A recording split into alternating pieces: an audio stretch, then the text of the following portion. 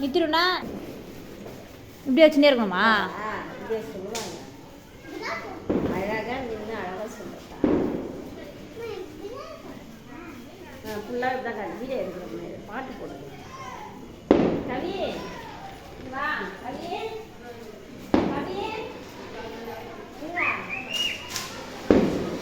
புள்ளியா புள்ளியா பாட்டு போடுவாங்க.